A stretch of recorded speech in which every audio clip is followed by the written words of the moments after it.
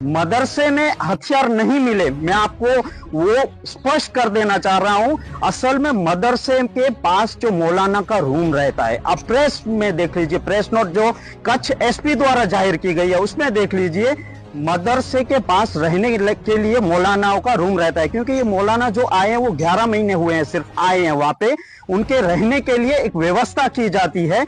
और जो हथियारों की बात कर रहे हैं, मैं आपको दिखाता हूं वो हथियार क्या है। आप पूरे मीडिया में चला रहे हो, आप पूरे गुजरात भर में चला रहे हो। अरे वो 3 जिसके हैंडल नहीं है, जिसकी वो छुरी, वो मतलब काट खाई हुई छुरी को दिखा रहे हैं। और ये दिखा रहे हैं पूरे गुजरात भर में मौलाना के घर से, मदरसे में से हथियार मिले।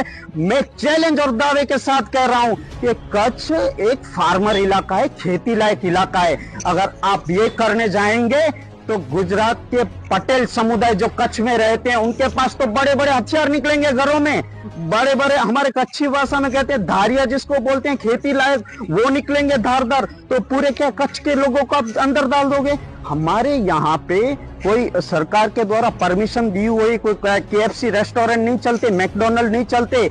हमको जो संविधान ने अधिकार दिया है खाने का, वो लजीज खाना खिलाने के लिए भी, मीट के बनने के लिए भी वो यूज होते हैं, छुरी चाकू का तो उनका यूज होता है। और उन काट खाए हुए हथियारों को दिखा के पूरे गुजरात भर में जो भ्रमित न्यूज चलाई जा रही है, असल में तो मेरा सवाल उन सभी लोगों से है कि जिन लोगों ने वहमन से फैलाया उनके ऊपर क्यों कार्रवाई नहीं हो रही है। इसी मदरसों से मौलाना अब्दुल कलाम आजाद निकले हैं, इन्हीं मदरसों से जंग आजादी की लड़ाई लड़ी गई है, इन्हीं मदरसों से ऐलान हुआ था कि जंग आजादी की लड़ने के लिए।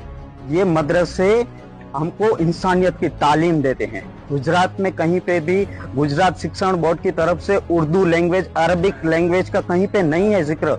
तो वो धार्मिक उनको ज्ञान देने के लिए बच्चे मदरसे में जाते हैं, जैसे बच्चे कोई स्कूल में जाते हैं। इसी तरह वहां स्कूल की भी पढ़ाई करते हैं और 1 घंटे के लिए 2 से 3 का दोपहर का समय हो या तो वो मदरसे में जाते हैं, वो तालीम हासिल करने के लिए।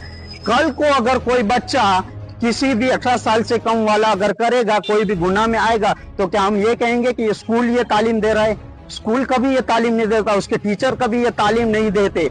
लेकिन अगर कोई घटना घट जाती है तो क्या हम मदरसों के ऊपर ये डालेंगे? नहीं, मदरसों में अच्छी शिक्षा दी जाती है, मदरसों में अच्छी तालीम दी जाती है, वो हमको हासिल करना। एक पूरा भ्रमित फैलाया गया है पूरे गुजरात भर में कि मदरसों से आप देखिए, क्या जंग आजादी की लड़ाई का ऐलान क्या मदरसों से नहीं हुआ? क्या फतवे मदरसों से नहीं निकले? मदरसों से क्या तुम कहना चाहते हो? और वहां पे तो मुझे तो ये बात हो रही है हैरानी की कि एक बड़ी हेडलाइन दे जाती है कि मदरसों से पुस्तक निकले।